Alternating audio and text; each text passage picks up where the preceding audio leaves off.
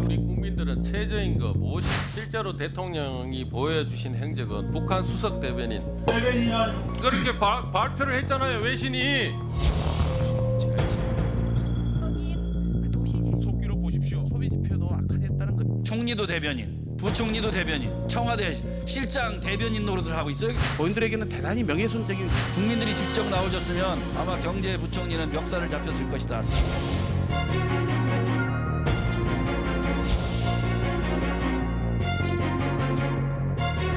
마이크 없이 하시는 말씀이 훨씬 더 크게 들리네요. 조롱 섞인 어투로 재밌습니까 지금?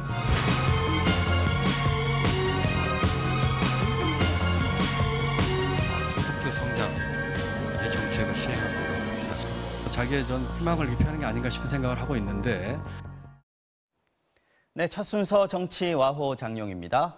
국감 때문에 오랜만에 나오셨습니다. 두 분 모시겠습니다. 이철희 더불어민주당 의원 그리고 장제원 자유한국당 의원 두 분 나오셨습니다. 안녕하십니까? 안녕하세요. 예, 오랜만입니다. 네. 국정감사하시느라 고생들 많으셨습니다. 지금도 좀 하고 있습니다, 저는. 그렇죠, 운영위원이시죠? 네. 네. 자, 장제원 의원님 내내 지금 국회 예결위에서 예산안 심의가 시작됐는데 그제부터 이제 시끄러운 소리들이 계속 나오고 있습니다. 슈퍼 예산안이다. 이 처리를 놓고 지금 여야의 공방이 뜨거운데 그제 이제 민주당 박완주 의원이랑 조금 심하게 언쟁을 하셨습니다. 그렇습니다. 이게 송원석 의원의 질의가 이제 시작이었는데 거기에 이제 초선 의원인데 사선에 박영선 의원이 나섰고 그렇습니다. 간사인 장제원 의원께서 여기 이제 방어에 나서신 거다 이런 얘기들이 있더라고요. 하여튼 언론에서 이제 그 보도되는 거 보면 네. 제가 좀 국민들께 좀 죄송한 마음은 있어요. 저희가 저렇게까지 심각하게 좀 다툴 문제는 아닌데 다만 제가 조금 정말 이건 아니다 싶었던 게 네. 우리 송원석 의원이 대한민국의 통계청 자료를 가지고 대한민국이 참 경제 위기다라는 지적을 하고 있었는데 네. 사선의 박영선 의원께서 국회의원 된 지 5개월밖에 안 된 초선 의원한테 대한민국 경제 위기를 조장하고 있다.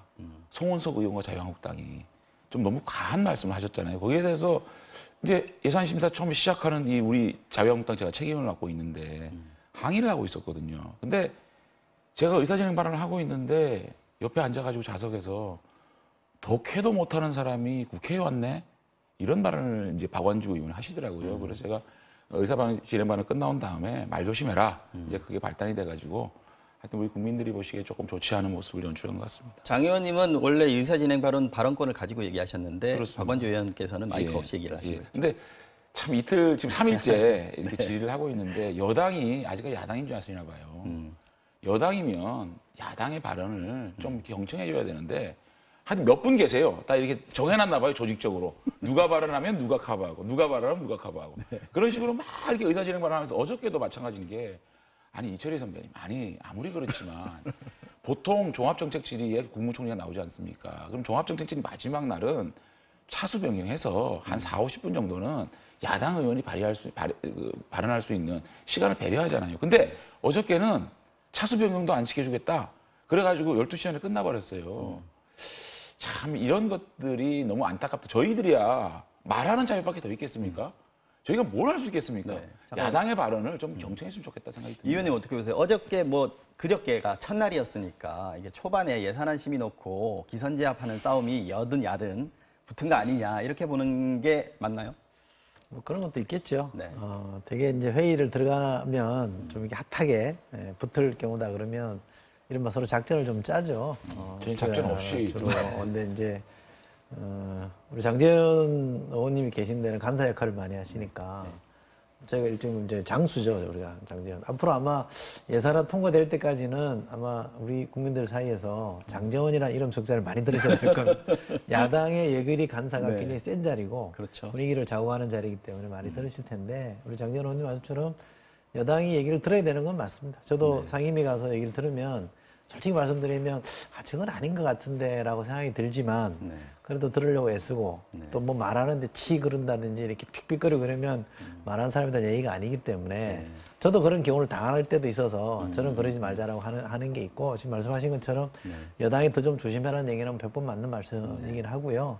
얘기를 상황은 제가 잘 모르겠습니다만 제가 운영위는 차수 변경해서 했습니다, 어제. 어저께 차수 변경 하셨잖아요. 차수 변경해서 하물며 야당이 하자는 대로 다 했거든요. 그러니까 대개는 그렇게 진행을 합니다. 근데 그 특수상황을 제가 몰라서 편을 못 들고 누구 말이 맞는지 모르겠습니다만 가급적이면 저는 예의를 지켜가면서 말할 기회는 충분히 보장하되 서로 타협할 건 타협하면서 풀어가는 게 좋지 않나 싶어요. 아, 유난스럽게 제가 발언할 때 목소리가 워낙 크셔서 아니 제가 발언할 때 꼭 옆에서 뭐라 그래요. 도대체 이제 이해가 안 돼요. 그것도 4선 의원 이런 분들이 보통 예결위에 4선 들어오지도 않지 않습니까?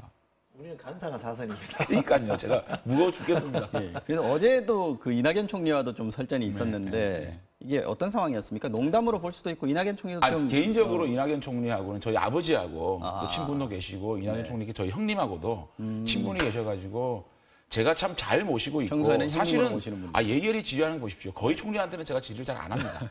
그런데 어저께 남북 협력 기금 때문에 네네. 제가 이제 얘기를 했죠. 평양 선언을 왜 패싱했느냐.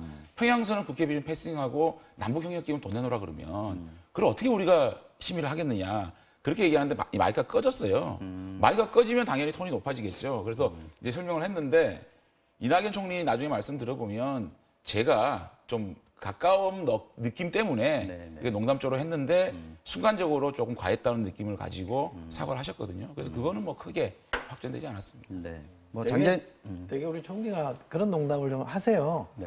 워낙 감각이 좋으시고 기자 생활하면서 감각이 좋으셔서 상황에 맞게 그렇게 위트 있는 발언을 잘 하시는데 뭐 제가 좀 이렇게 드리면 또 서운하실 줄 아니 요즘 모르겠습니다만 저 이낙연 총리께서 지금 뭐 대권 주자 1위 되시니까 조금 과하세요. 장 의원님이 그런 거 좀 받아주시면 아니 농담 좀 좋겠어. 과하세요 요즘.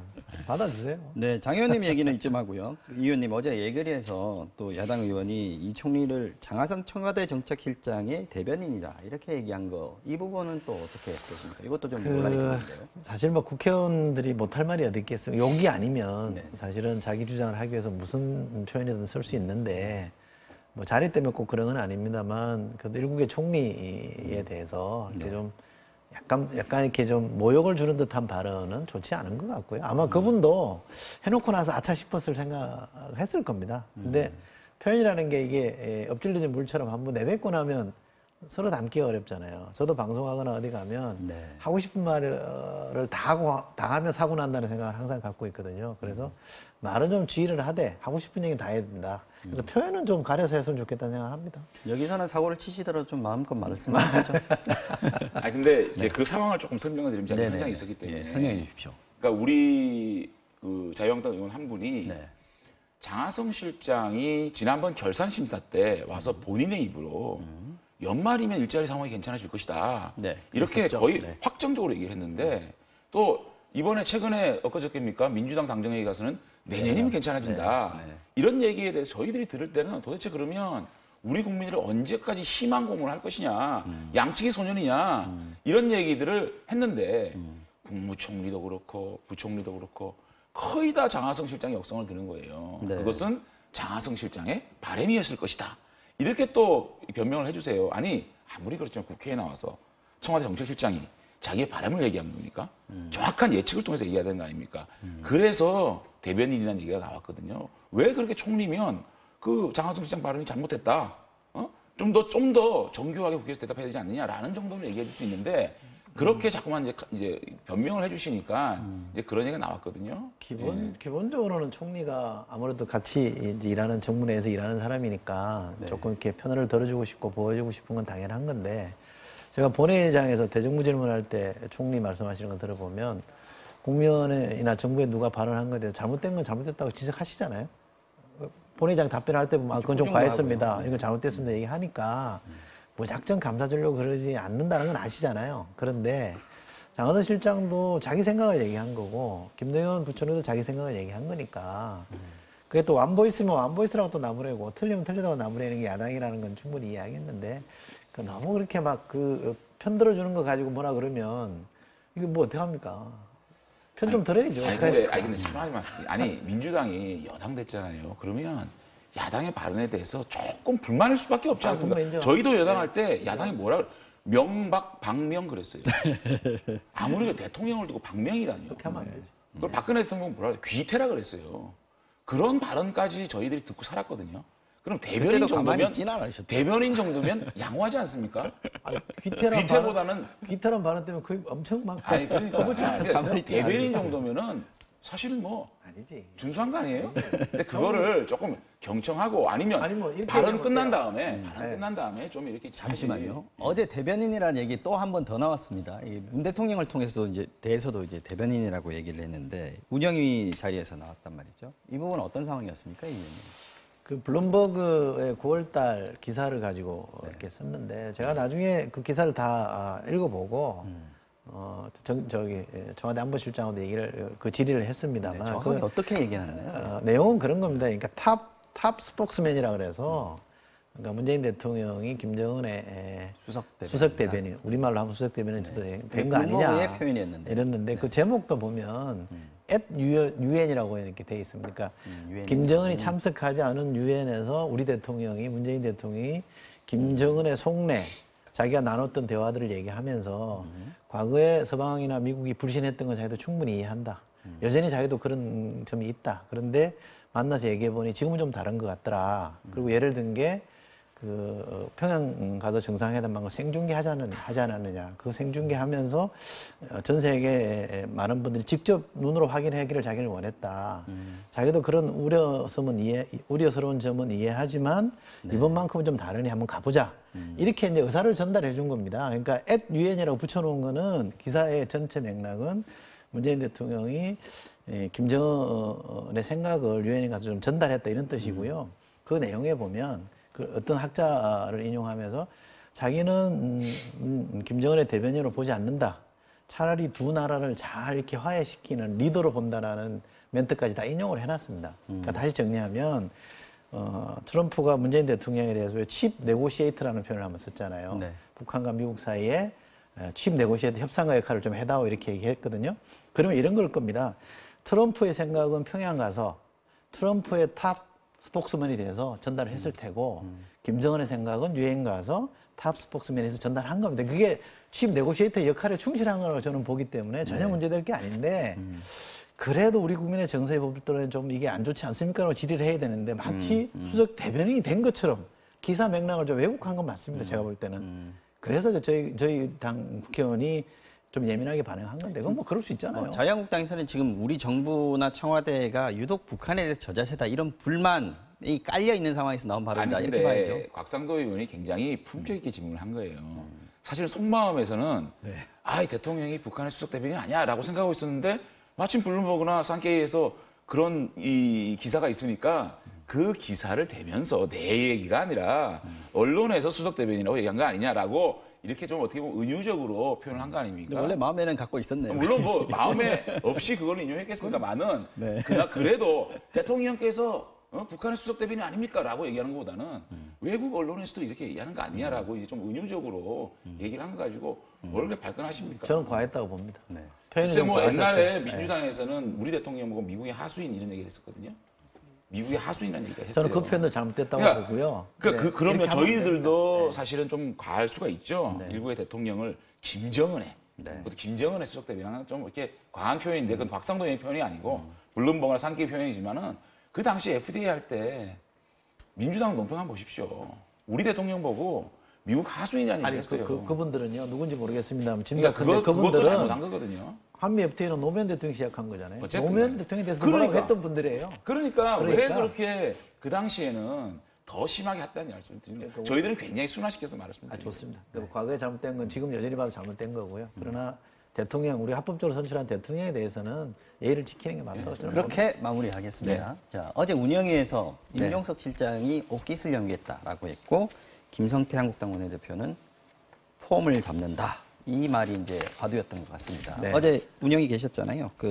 이제 임 실장의 시찰 논란 이 부분은 좀 정리가 돼 가고 있는 겁니까? 돼야 된다고 생각하십니까? 정리된 거죠. 네. 사실은 제가 이게 마음의 매무새를 가다듬는 계기로 삼으라 이렇게 얘기를 했는데 제 얘기는 안 나오고 네. 비서실장 얘기만 자꾸 인용을 하던데 저는 그렇게 생각합니다. 이 의원님께서 정리를 해주셨고요. 예, 어떤 이유로 하더라도 국민 눈높이에 봤을 때 좀 어색하다. 참모인 비서실장이 국무위원인 장관들을 마치 거느리고 가는 것처럼 하는 모양새는 안 좋다라는 지적들이 있었고요. 뭐 저희 여당도 완곡하게나마 그런 지적을 했는데 실장이 거기에 대해서는 앞으로 더 주의하겠다는 얘기를 했거든요. 그럼 이 정도 되면 마무리하는 게 좋고 제가 우리 장 의원도 아시겠습니다만 임종석 실장이 월권하거나 뭐 어디 가서 호가호위하면서 사고 친 건 없잖아요. 그러니까 한번 실수한 거로 봐주면 될 것 같아요. 아니 그래서 임정수 실장이 자신이 좀 잘못했다 느꼈기 때문에 오기스를 넘기겠다고 얘기를 했겠죠. 그리고 군사 비밀 유출한 거에 대해서는 좀 뭐 사과를 했지 않습니까? 근데 그분이 사과할 분입니까? 전희경 지난 작년에 전희경 의원 운영위 국감할 때 막 전희경 의원 호통까지 쳤잖아요. 근데 저는 김성태 대표가 말씀하신 게 두 가지 측면이에요. 첫째는 대통령의 부재 시에 대통령이 해외 순방을 하고 있는데 청와대를 지켜야 될 사람이 그렇게 국방장관, 통일장관, 각군 지휘 참모관 이런 사람들 이렇게 대동하고 그게 맞느냐는 지점 하나 하고 두 번째는 또 와가지고 청와대 홈페이지에 나레이션까지 촥 하면서 해외로 촥 이렇게 비춰주니까 군사 비밀까지 유출이 됐잖아요. 그 두 가지에 대해서 굉장히 부적절했다. 앞으로 임종수 실장은 자신의 정치를 하려기보다는 대통령의 그림자 역할을 열심히 해라. 그런 따끔한 지적을 한 거죠. 그 얘기까지 어제 다 나왔습니다. 그러니까 따끔한 지적을 한 거고. 근데 이게 더 지나치면 이게 마치 뭐 저희 오늘 더 이상 논평 안 했잖아요. 아니 그러니까 더 나가면 한 정치인이라 그럴까요? 뭐 대선 주자로 좀 부각되는 것에 대한 정치 공세로 오해될 수 있으니까 이쯤에서 마무리하는 게 좋습니다. 아니 임종선 실장은 늘 좀 제가 일반 국민들이 느끼기보다는 좀 더 부드러우시고 굉장히 답변 잘했습니다. 네.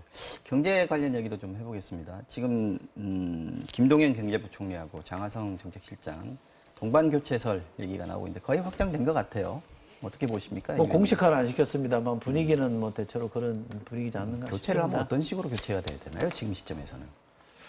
타이밍은 적절한 타이밍은 아니죠. 어떤 관점에서 보면 늦었고요. 네. 왜냐면 이게 얘기가 나온 지가 제법 됐기 때문에 조금 늦은 감이 있고 또 다른 관점에서 보면 좀 빠른 감이 있습니다. 예산을 지금 왜냐하면 하고 있으니까. 우리 예결위 간사이긴 합니다만 부총리가 예결위 와서 막 이렇게 답변하고 있는 와중에 바뀌어버리면 장소가 바뀌는 거 아닙니까? 그렇죠. 그게 과연 이제 과거 전례에 비춰 맞느냐 이런 지적이 있는데 두 가지 관점이 다 있긴 합니다만 제 개인적인 순전히 제 개인적인 생각으로 보자면 이미 이 부동산 부동산 가격 논란 한번 있었습니다만 정시도 한번 빠졌던 적이 있잖아요. 회복됐습니다만 네, 시장의 반응이 이 정도 나오면 대통령이 저는 결단할 때라고 봅니다. 네. 김성태 원내대표는 지금 또 김동연 부총리는 경질을 하지 말라 이렇게 얘기하셨는데 그거는 아니, 근데, 그런 얘기입니까? 아니 근데 그게 이제 그 교체 타이밍인데 왜 왔다 갔다 하세요? 뭘 왔다 갔다 해요? 경질을 하라고 그러다가 또 하지 말라고 아니 그러다가. 그게 그런 말이 아니죠. 아니 그러니까 지금 여쭤보는 예산을 겁니다. 그게 무슨 심사하고 뜻인지. 있지 않습니까? 네. 그러면 저희들이 주로 대화를 나누는 게 경제부총리예요. 근데 저희들이 이 경제부총리에서 내년 예산에서 막 이렇게 얘기를 하고 있는데 갑자기 카운터파트를 빼버린다. 이렇게 만약에 교체 그러면 인사청문회고 뭐고 막 해야 되지 않습니까? 그러면 교체된 총리가 집에 가야 되는데 집에 가지 않고 앉아가지고 답변을 하고 있는 겁니다. 이거 예산심의 김백이죠. 그래서 지금은 옳지 않다. 바꾸려 그러면 청와대 정책실장은 사실은 국회하고는 직접적인 대화를 나누지 않고 있지 않습니까? 그렇기 때문에 청와대 정책실장 바꾸더라도 경제부총리는 타이밍이 맞지 않다는 얘기를 드리는 거고. 예산안 심의 끝나고 바꾸자 이렇게 되는 겁니까? 근데요, 그 다음에 교체를 이유에 대해서도 좀 명확하게 할 필요가 있다. 아니, 지금 얘기 나오는 게 장하성 실장 대신에 김수현 사회수석이 바뀐다 그러는데 도대체 그럼 뭐하러 바꿉니까? 그분이 그분이고 소득주도 성장을 하겠다는 분이 그분인데 사람을 교체를 할 때는 정책의 교체를 의미를 하든지 아니면 정책을 강화하겠다는 의미 두 가지 중에 하나이지 않겠습니까? 그런데 이번에 예컨대 아직까지 김수현 수석이 될지 아닌지는 모르겠지만 김수현 수석이 정책장으로 간다 그러면은 그냥 아무 이유 없이 그냥 교체하는 거예요. 그러니까 뭐라 그래야 되나? 이거를 그냥 쇼윈도 교체라 그래야 되나? 일어나지도 않은 일 가지고 그래서 제가 미리 좀 얘기를 드린 거예요. 그러니까 김수현 수석은 반대한다. 이 얘기를 미리 좀 의원님 저희가 말씀 들어볼까요? 얘기를 하는 거죠. 그러니까 일어나지도 않은 일을 가지고 뭐라 그러는 거는 너 속으로 나 아니죠. 욕했지 하고 뭐라 그러는 거랑 정치인들은 똑같아요. 그러지 마시고 이렇게 될 건데 이렇게 되지 않았으면 좋겠다는 말을 미리 하는 그러니까 거죠.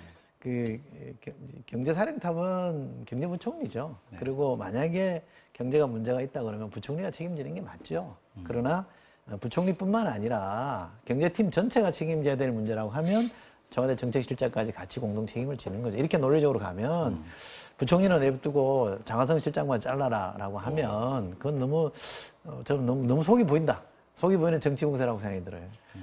아니, 책임은 준엄하게 물어야죠. 예산 심의를 하고 있는데 경제부총리를 바꾸는 거는 국회에 대한 예의가 아니죠. 아니, 그것도 그래서 좋습니다. 지금 그런데 굳이 경제 정책 기조를 바꾸기 위해서 경제팀을 교체하고 싶다면 청와대 정책팀 바꿔가지고 청와대 정책 기조라든지 그런 라인업을 정비를 하고 자연스럽게 경제 부총리를 바꾸는 게 맞잖아요. 그 예산안을 확정하는 거는 전 김동연 부총리가 마무리할 거라고 봅니다.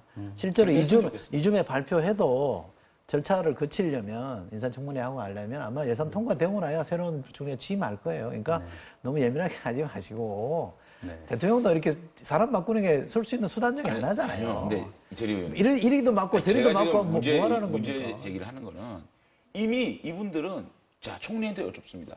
경제부심 바꿉니까? 말하기가 적절하지 않습니다. 예를 들어 안 바꿀 것 같으면 바꾸지 않습니다 얘기하지 않습니까? 이미 두 분의 교체는 기정사실화 되어 있습니다. 네. 이게 굉장히 좋지 않은 일이거든요. 국회 예산심의하고 있는데 이미 교체가 예정돼 있는 분을 두고 질의를 하는 거예요. 이런 하마평이나 교체설은 정말 지금은 적절하지 않다. 국회가 끝나고 예산이 끝난 다음에 그거를 흘려야죠. 이미 지금 다 흘려가지고 민주당 당정협의회에서는 그 얘기하고 앉아 있는데 그 얘기 안 얼마나 했어요. 김배입니까? 그 얘기는 아니고. 시간이 얼마 안 남았는데 요 얘기는 좀 하고 넘어가야 될 것 같아서 잠깐 하겠습니다. 지금 한국당 내부 얘기 오랜만에 나오셨으니까 좀 해봐야 될 것 같아요. 지금 김병준 비상대책위원장하고 전원책 조강특위위원 이 갈등이 좀 있는 것 같습니다. 심상치 않은 느낌도 있는데 지금 한국당의 새신 분위기나 뭐 당이 어떻게 흘러갈지 이 부분 먼저 이철희 의원님께 한번 여쭤볼게요. 어떻게 보세요? 저는 뭐 다른 당의 내부 사정에 대해서 이렇게 또 다른 당에 속해 있는 국회의원으로서 왈가왈부하는 건 좋지 않다고 저는 생각하는데 그 이제 그 자유한국당 분들이 이 여당이 이제 정부를 감사할 때 이런 표현하잖아요. 감사다가 망했다 우리가 너무 감사하지 마세요 이런 말하면 100번 맞는 말씀이라고 생각합니다. 그런데 저희도 선거 여러 번 지본 정당이니까 그에 빗대서 말하자면 당내 갈등을 두려워하시면 안 됩니다.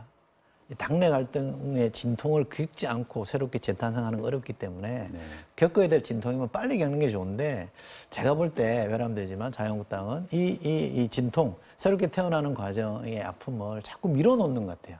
그러면 더 세게 얻어맞거든요. 선거 자꾸 집니다. 그러니까 맺을면 빨리 맞는 게 맞고 내부에 거쳐야 될 진통이라면 빨리 거치는 게 좋겠다라고 감히 제가 충원을 드립니다. 대한민국 최고의 정치 전략가 말씀을 새겨드리겠습니다. 전략가시죠. 홍문정 의원이 이제 발동을 걸었습니다. 탄핵 백서 만들자라고 얘기를 했고 이거 정리하고 가야 된다라고 얘기를 했는데 이제 장제원 의원님은 대표적인 이제 복당파시니까 지금 현재 자유한국당에서 당 지도부는 사실 김성태 원내대표도 그렇고요. 뭐 복당파들이 많이 있습니다만은 사실 숫자로 보면은 아주 주류다, 뭐 이렇게 장악했다 이렇게 볼 수는 없지 않습니까? 네.